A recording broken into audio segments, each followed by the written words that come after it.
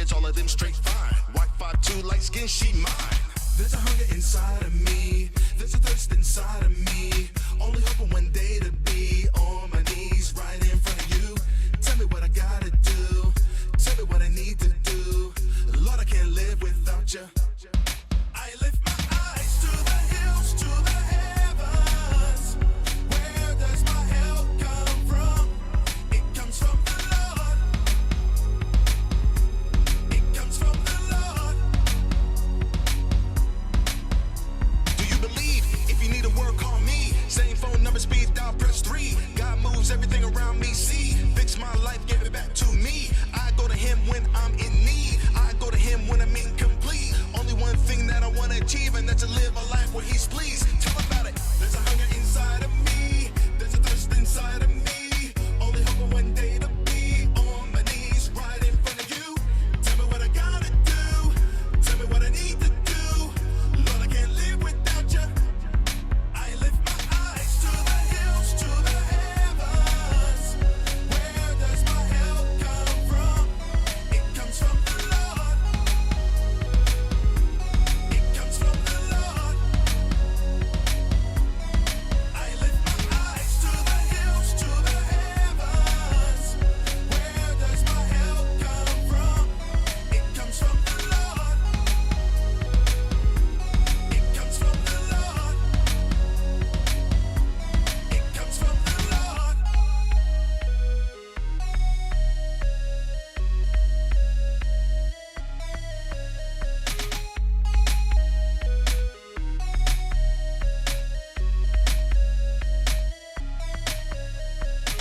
There's a hunger inside of me, there's a thirst inside of me. Only hoping one day to be on my knees right in front of you. Tell me what I gotta do, tell me what I need to do. Lord, I can't live without you, Lord, I can't live without you, live without you.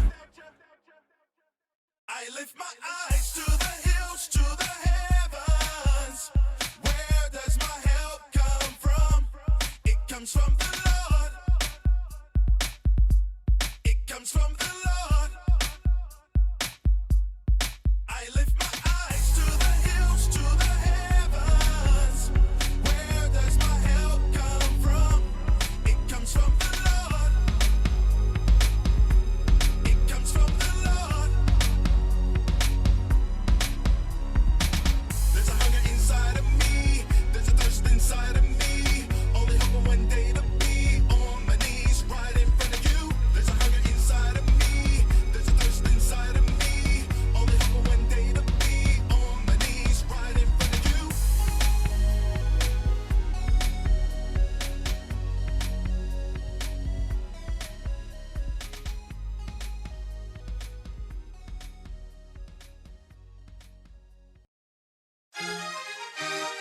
Hey, Mike Chuck. Mike Chuck, hello? There, oh yeah. Yeah, Mike Chuck, 1, 2 feet. Yeah, Mike Chuck, 1, 2 feet. My God to supply my needs according to his riches and glory. Don't be surprised what you see, it's just the favor of God on me. When you see me down at the mall, praise him. When you see me down at the ballpark, praise him. When you see me out with my kid, praise him. Out with my wife at the new crib, praise him. What you think about it, what you see is what you be and what you believe in. I know that it's not all me, that God in me is why I'm achieving. Everything I got came from him. Everything I need comes from him. All I gotta do is just trust him, ask and believe him, trust and receive him. All you gotta do is take hold and don't let go. He will show up in everything you do. Everything I prosper for you. Oh my God will supply my needs according to his riches and glory. My God will supply my needs according to his riches and glory. Sing it with me. My God will supply my needs according to his riches and glory. Don't be surprised what you see, it's just the favor of God on me. When you see me down at the mall, praise him. When you see me down at the ballpark, praise him. When you see me out with my kid, praise him. Out with my wife at the new crib, praise him. Nothing else matters when it comes to serving God Almighty. Nothing else matters when you serve the King of Kings. He's the only one who has set me free. He's the only one who has made me free. Lord, you're the one Lord, you complete me. The one that has saved me. You can see this thing in me. It's called that belief in me. Some call it that faith you see. I'm calling that G-O-D. Down for the cause to the end. You will stay closer than your very best friend. Tell me about it. Down for the cause to the end. You will stay closer than your very best friend. Sing it with me now. My God to supply my needs according to his riches and glory. Glory. Don't be surprised what you see. It's just the favor of God on me. When you see me down at the mall, praise him. When you see me down at the ballpark, praise him. When you see me out with my kids, praise him. Out with my wife at the new crib, praise him. Praise him. My God to supply my needs according to his riches and glory. Glory. Don't be surprised what you see. It's just the favor of God on me. When you see me down at the mall, praise him. When you see me down at the ballpark, praise him. When you see me out with my kids, praise him. Out with my wife at the new crib, praise him. Praise him. V-O-R, I got bread for the day, I ain't worried about tomorrow. Old money, you ain't never heard of my father. Always had favor when I didn't have a dollar. Come see how I'm living or what little I'm getting. You'll see John go chill in this multi-level condo. Always giving with the rest in savings. God's favor making me feel like I'm God's favorite. Fatherless for lots of years, so God adopted a kid out of Satan's foster care. Now I'm living like a boss for real. The life I live, Damon Wayans with my wife and kids. It's my inheritance, ain't based on merit. It's you wanna see favor? Well, take a good look at your boy. This what it look like. According to his riches and glory. What you see is just the favor of God on me. When you see me down at the mall, praise him. When you see me down at the ballpark, praise him. When you see me out with my kids, praise him. Out with my wife at the new crib, praise him. Praise him. My God to supply my needs according to his riches and glory. What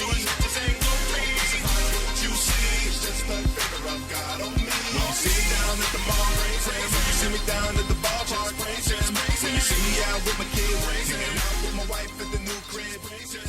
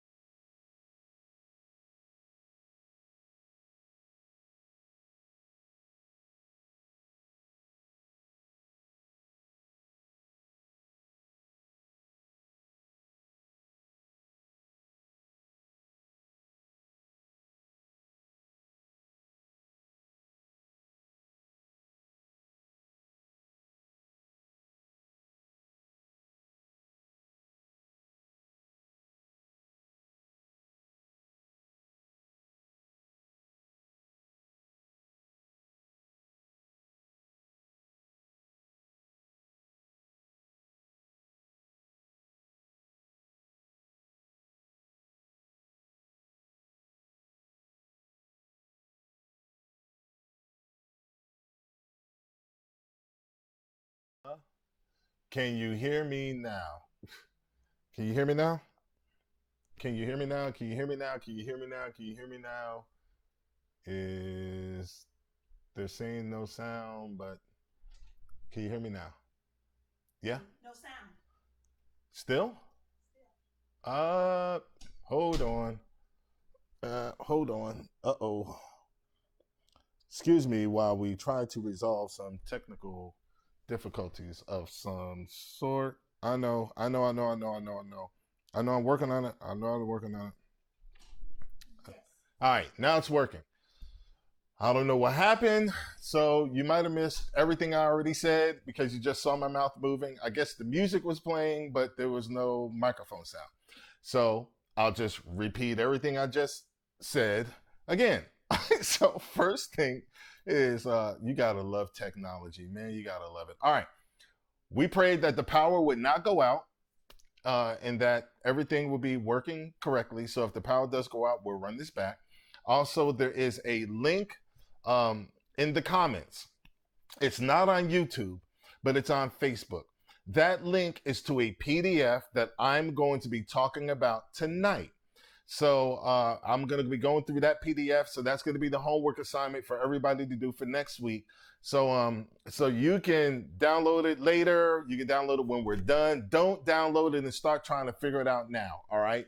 Just hold on a minute. But that's why the link is there. Okay. Because you can be able to access that. We'll update it on YouTube when we get done. All right. Now, I've been excited about what we're talking about. And the feedback has been great with what everybody has been getting, because it's causing you to think.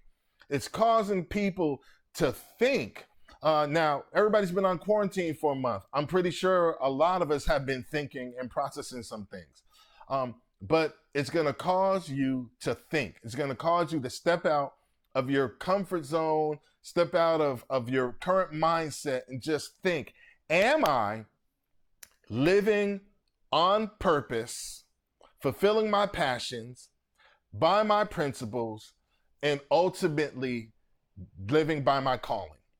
You know, that I'm doing things on purpose, but my calling is coming through everything I do. And most people never get to that place of fulfilling their calling. Am I fulfilling my calling? That's the word I was looking for. Am I fulfilling my calling, living on purpose, living my passions out, living my principles out? Are you doing that? And this teaching on Wednesday night was designed to help people come to that place of discovering what their calling truly is. And it's really been happening. There goes the wind. Lord help us. All right. We're going to make it through, guys. I promise you. We're going to make it through. Okay. All right. Now, your calling is really close to your vision. Your purpose is really close to your mission. We talked about that. You can go back to these teachings. And your calling is always to a people. All right. I always want to reiterate that, because when we do the homework, that's going to stand out a lot more. Your calling is always to a people group. And I always like to use this picture. I've been using it every week. You always want to see someone is calling you for help. Who's on the other end? Someone's calling you for help. Who is on the other end? All right. Another document we went through, really good stuff, was by Frank Powell. It says, why am I here? 6 truths about your calling. Number 1, your calling and your purpose are not the same. Your calling is not your career. There is more than one way to live out your calling. Your calling is not something you search for. It comes from within. Your calling will never focus more on you than on God. Your calling is more about daily obedience than a future position or realization. Daily obedience or future position and realization. And those are all important. If you missed how we explained all those, just go back through the sermons. They're all on Facebook. They're recorded on Facebook. Just go back, find all the ones that were in April, and just go through them again. We're eventually going to pull all these together, put a book together, a companion workbook and all that. We're going to really design this out so people can really dig into figuring out what their calling is and discovering what that is. All right. Another thing we went through, and I'm going through these kind of quickly because I really want to get to where we're going, but I'll do a kind of, what do you call it? Do a summary of where we are. Okay. All right. So another thing we went through as well was why most people never discover their calling. Number 1, they're afraid of stepping out into uncertainty, which is a big one. A lot of people are scared of change. They'd rather stay in the place they are than change. They'd rather deal with the misery they're in than change. And so a lot of people are afraid of stepping out into uncertainty. All right. Number 2. Let me see. Whoa. Wait. I'm sorry. I'm going out of order. Yep, they're afraid. Oh, I'm sorry. We're already down number 2. Here we go. Come on. There we go. You don't create enough of the safe spaces you need. We're constantly bombarded with messages that tells us what we need to look like, act like. We don't create enough safe spaces so that we can be individuals of our own. Another reason why people never get to their calling. All right. Number 3, you stopped searching for it and gave up. A lot of people just stop searching for it and say, you know what, I give up. I'll never find it. It's just not for me. And that's another reason why people never fulfill it. Let's get to number 4. You're trying to live someone else's life. And a lot of time we're trying to fulfill, we see what someone else is doing and we want their life instead of fulfilling our life and our calling, what we're called to do. And let's see. Was there a number 5? No, there was only 4. And then it was this. Fight at all costs to learn where your passions and your talents intersect. Okay? All right. So I said all that just to catch us up, what we've gone through, how hard you guys have worked so far to get us to this point right here. Okay? And as I was really researching on, okay, how do I want to approach this homework assignment for us to do? It began to dawn on me, a lot of the marketing stuff that I've studied equates to the exact same thing in defining your calling. Because see, in marketing, they make you work hard on defining your target audience. And your target audience is, I'm creating a product. Who is this product for? And then it makes you create, in marketing, they call it an avatar. But you want to create, who's your avatar? Who's your target audience? Who is this product called to reach? Who is this product designed for? Who is this product been created for? And you want to think about the people who's going to be calling for this thing. You know, no matter what it is, people are in designing, you're always thinking, so who's my target audience? Who is this for? Who's my target audience? Who is this designed for? And they make you work hard to do that. And as I begin to write down notes, and I said, okay, wait. Fulfilling your calling is literally going, okay, who do I feel is my target audience that's calling me, and I already have within me the passion to be that person, that product for them. That person, that product for them. And so this is going to be the homework. So let's get to this. This is going to be a lot of fun. Okay. Now, who am I called to? Now, you're going to be called to a people group. And so when we're finished with this, you're going to know how they act, where they are, how they think, and who they are, because you are already designed to meet that need. Man, that's good right there. You're designed to meet a need of a group of people. And so those people live in a geographic area. They're a demographic group. They're psychographic, and they have and the reason behavior is left out is because we're going to get to that next week. Behavior is, how do those people act? And see, the reason we're going to work through this is, once you have this down pat, then you'll be able to know right from the door, is this thing I'm working on today the thing I'm called? You'll be able to know. Okay, let me go back to me, because I'm getting excited here. Okay, you'll be able to know that this is why I don't like doing this.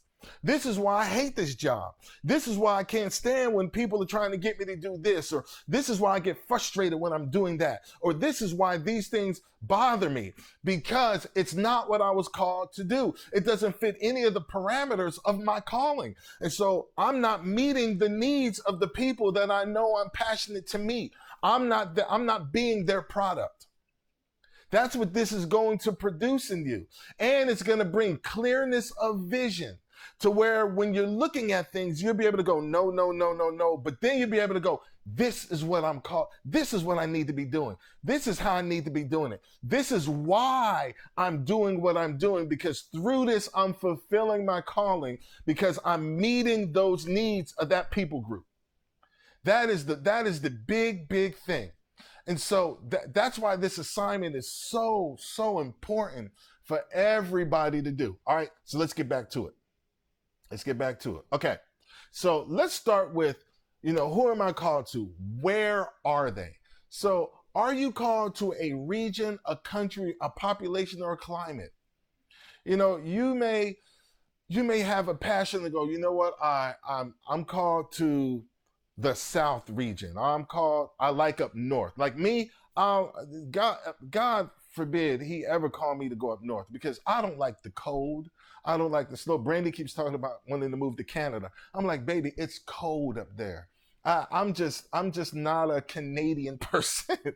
It's cold up there. I don't want to go to North Dakota, South Dakota, Wisconsin, Minnesota. It's cold up there. I'm a Southern guy. Florida, we go further south. And so Are you called to a region? Are you called to a country? You know, some people have a heart for Africa, have a heart for South Africa, have a heart for New Guinea, have a heart for New Zealand. They feel called to a country. And so do you feel called to a country? Because if you feel called to a country, then you are never going to fulfill your calling staying in the United States unless you are using the internet, which again is a way, your purpose to fulfill your calling, using the internet, starting a chat group, starting internet groups, starting all of that stuff, using Zooms and all that to reach the people in that country. But if you're called to a country and you're trying to fulfill your calling in this country to these people, that's why it's misery. Because you feel called to a country. You may feel called to a population. You may go, hey, I want to help the orphans in Africa, or small populations. I want to go to, small cities and help them. Is there a certain climate? You know, me, I'm called to the warmer climates. That's me. That's me. And so just take a look. Where are they? Where are the people that you are called to? Where do they live? Okay, what geographic area? And just spend some time just thinking about it. Don't skip this part. Don't say I'm called to anybody everywhere, because that's just not a proper answer. Because you can't be everywhere. You can't be everywhere. So you can't say I'm called to anybody everywhere. I am a United States of America guy. I like going to Mexico on vacation. But Brandy is wherever the plane is going, I will jump on. I want to go meet the people, be a part of the culture, minister to the people. And if Brandy goes to any country, she's going to want to meet the family, talk to the family dynamics, meet the kids. If they have any, Brandy's just going to do her thing no matter where she is. I don't feel called. I don't have that gift. I'm like, I am a United States guy. I will tell her, we can do all that stuff online, but that's not me. All right. So don't skip this part. Very important. Okay. Now, the second thing, let's go to the demographics. Okay. This is equally as important as geographic. Is there a particular age group you're called to? And again, don't say I'm called to everybody. You can't be great at being called to everybody. Look, there was a period of time I was a youth pastor, so I was great working with youth. But I always felt adult ministry was where I was called to. I worked with youth. I'm good with youth, but I'm called to adult ministry. My wife loves working with teens and young adults. Loves it. And so for her, being involved in teens and young adults is her thing. But her teens, they start at, I think, 16. Well, she could go as young as 14. Well, Brandy has worked with 8-year-olds. But her focus is 16-year-olds and above. Or 14-year-olds and above. I can't remember, but it's somewhere in there. But she doesn't feel called to children. There are people who feel called and love working with babies. They love working with 5 and 6-year-olds and 7-year-olds. They wouldn't think of being called to working with teenagers, let alone adults. So they're called to an age group. What age group are you called to? Don't skip it and say, I feel like I'm called to all age groups. No. Find the age group that you're called. Are you called to work with seniors? Are you called to work with the middle age? Are you called to work with millennials? Are you called to work with the young adult age? Are you called to work with teenagers? Or is it the 25 to 45-year-olds? Find that age group. Okay, it's very important. Number 2, is there a particular gender? Now, it could be male and females. I'll give you both on this one. I'll give you the both on this one. It could be male and females, but do you feel called to work with women who abused single women? That's a particular gender that you feel called to. So is there a particular gender that you're called to? All right. Is there a particular ethnicity? And see, a lot of people, they don't want to point this out, but you may feel called, I'm focused on helping single Hispanic women. That's fine. You may feel called to, I'm called to the Middle East to preach the gospel to those in the Middle East. That's fine. You may feel called to, I'm called to help African Americans in the inner city, or you just may feel like, look, I'm just called to everybody. I'm just called to everybody. You may feel like, and usually when it's ethnicity, usually it's because they're an impoverished ethnicity that you feel called to. Okay, and I'm gonna point that out. Usually, because, or you can teeter on the line of being more prejudiced. And I'll even say that I'm a black pastor. I am a black pastor.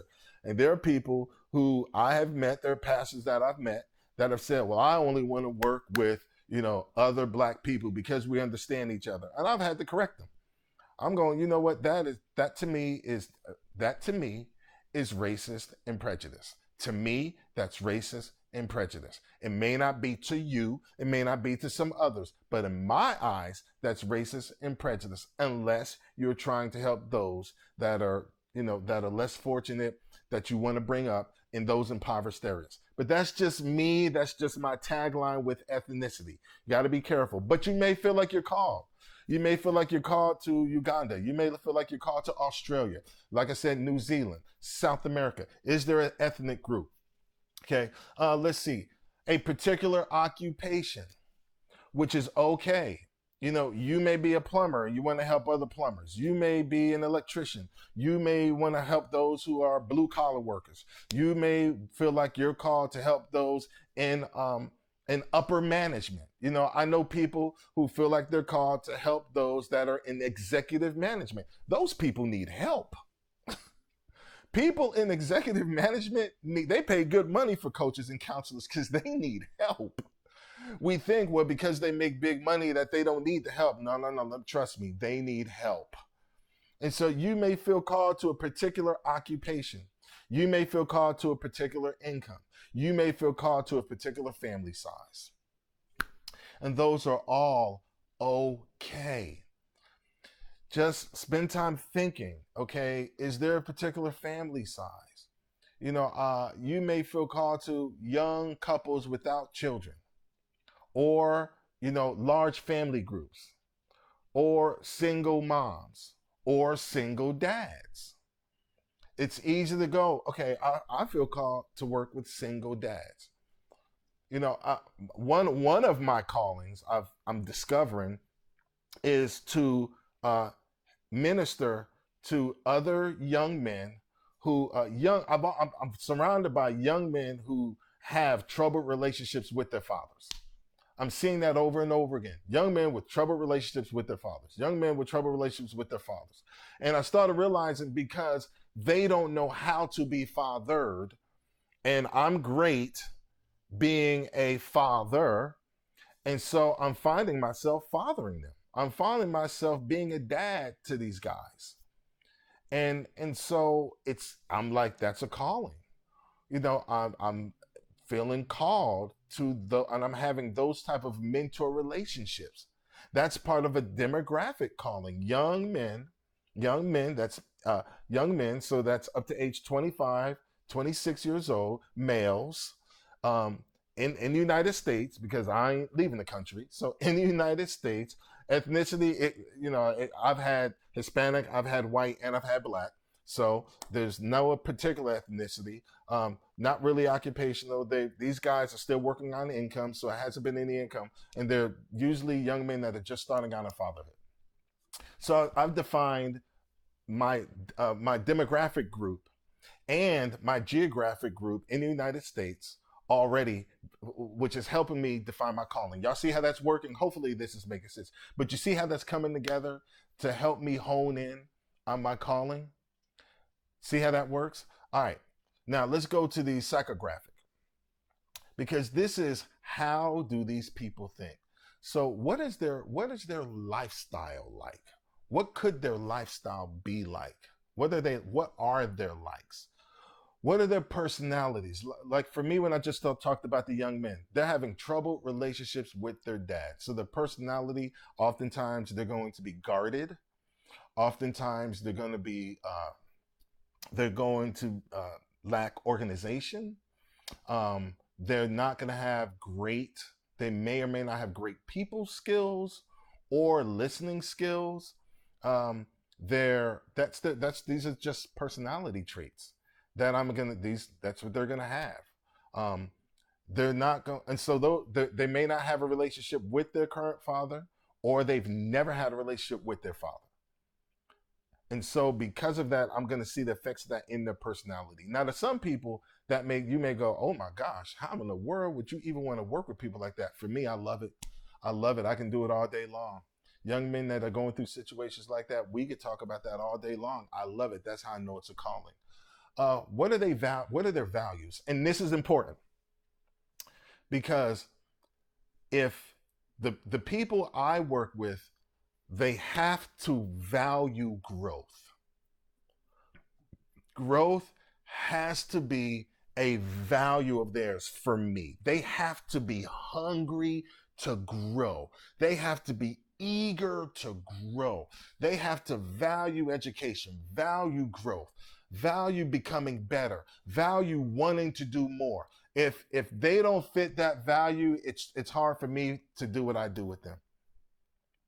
I've met young men and I've given them assignments, book readings. I've shared with them wisdom, and they don't even care. I'm like, dude, then I can't do nothing for you. I'm not called to you. So I'm not going to force my calling on you. I'm going to go find somebody else that fits my calling. Man, if y'all see how this is working. All right. So you want to know what their values are and what are their interests. I like sports.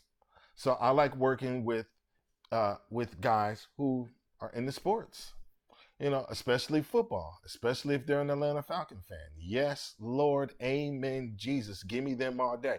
But if they're a football fan, fine. Basketball, fine. Baseball, I can talk the language. Golf, I can pull it off just enough. But in the sports, usually if they're not into sports, are they into barbecuing and grilling and smoking and cooking, that kind of stuff? We got to have some interest. Those are the people I'm looking for. But if their interests and my interests don't align, it's really hard for us to lock in. And so, what are their interests? What are they interested in? It's okay to go, hey, I'm really looking to work with people who have these interests in sports, these interests in cooking, these interests in even home and gardening and remodeling is great, because I like doing that stuff too. But you want to have you can have an easy conversation with them. You just want the conversation to flow easy. That's how you know it's my calling. So I'm operating in who I'm called to and how we operate. Here's the thing that's in now I'm gonna throw something completely outside of the picture. You notice I did not say musicians. I'm a musician. I love music. I love music production. I do not feel called to musicians. I do not feel called to those that like music. I didn't even say that was an interest. Now, most people would assume I'm into music. I love music. I love doing music. I do music production. I play instruments. So that's got to be a group that I would feel called to. I don't feel called to them at all. I don't feel called to worship pastors. I don't feel called to other pastors. I don't feel called to, that's not my calling. You see the difference? One lights me up and I'm anxious and excited to work with. The other one, I could walk into a band room with other musicians and they could begin to share their stuff. And if they don't fit what I feel called to, then we'll talk music and I'll go home. See, so that's why this is so important. You see how easy it can get to get confused? You can easily get confused in thinking you're fulfilling your calling, and actually you're trying to force something to happen, which can produce a lot of frustration. Okay, remember, someone is calling you. Who is it? This helps you define who that is. Now, next week, okay, so So your assignment is to take this PDF, sit down, give it some thought, and just on another piece of paper, write down geographic and just answer the questions. I'm called to this region or country or population or this climate. This age group, this gender, this nationality, this ethnicity, occupation, income, family size. You don't have to put something on every last one, but you want to be able to hone it in because you want to get to these people in the middle, those target people. What's their psychograph? What's their psyche like? You want to be able to write that down. So then I'm telling you, when you get finished, you'll look at this paper and go, oh, that's what it's going to do. It's going to produce an aha, oh, I get it. And then next week, we're going to talk about their behavior. And the reason we're going to talk about their behavior is because their behavior is how you find the people. Everything else tells you who they are. The psychological piece tells you a little bit of where they are too, but the behavior will tell you where they're at. It'll help you find exactly where these people are, what they are wanting from you, what they are looking for from you, what they're desiring from you, what they're needing from you. How they behave is so important because that piece, you got to have everything else done to then be able to go, okay, now I know their behavior. Now I can put together something, or I can find them and I can be the thing they need me to be. I can be the thing that they're desiring me to be. And I know where those people are at. I'll know where they're at. Y'all get it? Man, I hope, I'm just so looking forward to getting great responses from this, because hopefully this produces that aha in you. Let me throw a couple other things as we're wrapping up here. Yeah, 7:31 as we're wrapping up here. All right, number one is this. Your calling is who you are. It's who you are. You can, I feel called to adults, so I have one piece of me that's focused on empowering others, but really it's the same thing. It's the same thing. It just comes out in different avenues. It comes out because I love doing the thing with the young men. It comes out because I love doing the thing with adults. So it comes out in multiple areas, but there's areas that I just don't feel called in. I don't feel to coach young adults. Brandy does. I don't feel called to youth ministry. Although I can speak in youth ministry, I'm not called to youth ministry. That's why I have a youth pastor who's great at youth ministry, and he's called to do it. I'm not called to children's ministry. We have children's staff that are great, and they love doing that. But there are a couple of things that I go, my calling's coming out in these other areas, but ultimately, this is who I am. So you may have a couple of things going on, which is okay. As long as they're in each other. You shouldn't have like 5 different things though. You shouldn't feel, well, I'm called to this because I can do that, and I feel called to this because I can do that, and I feel called to this because I can do. It shouldn't be doing that. Now you're expanding your purpose on why you're doing certain things. It should be maybe a couple of things where you go, oh, I love this. This is it.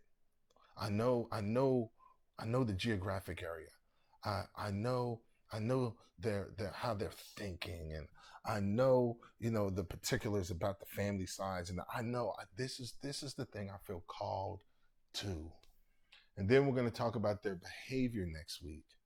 And once you put it all together, that target is going to be so tight that you're going to know this is what I need to be doing. You'll know why other things you need to walk away from, and you're going to know exactly where they are and what you need to be doing. Ultimately, once we get this down packed, then we're going to expand on whether it's a career move. You need to go find a job company or somebody to go work with, or go on your own and develop products to meet the needs of those people. Whatever. We'll talk about that. We're going to talk about that. We're going to get to that place. We're going to do that. We are going to do that. But hold on, I'm getting text messages all of a sudden. But we're going to do that. But ultimately, that is going to be the assignment. Hold on, Wilma has other slides outside of the one you shared. I delete the other slides and send them. Okay. Oh, all right. So there's other stuff. So hopefully the PDFs are working right. Anyway, that's what we got. All right. So you guys be blessed. I think that PDF is working right. If not, we'll fix the link and get it to operate correctly. But everybody should be able to download that slide and should be able to, do that assignment. And then we'll have everything set up for next week. All right. Y'all be blessed. Hopefully you got some out of that. I'm sorry for all the technical difficulties because it was kind of weird trying to get stuff out there and the sound wasn't there at the beginning and all sorts of stuff was going on. But we're there. We're getting there. And the rain didn't knock out our power. So, Lord, thank you for tonight. May everybody be blessed by it. Have a wonderful assignment done, that they're discovering their calling. In Jesus' name, amen. Be blessed and have a great night.